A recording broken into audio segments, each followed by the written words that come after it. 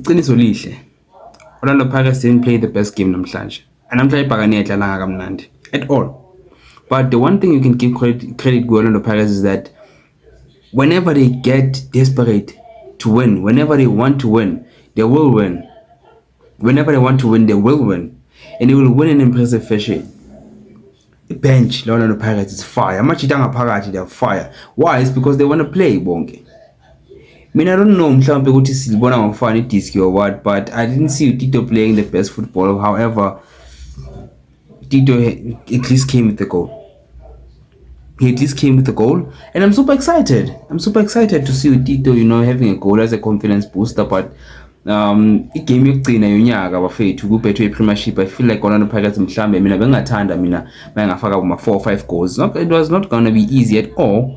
But putting those goals would put a stamp on us as Orlando Pirates supporters and us as Orlando Pirates. Uthi njengoba sihleli lapha phezulu asihlalisanga nje ukudlala. Sihleli siyasebenza lapha phezulu. It's time. 14 years is too long. It's time.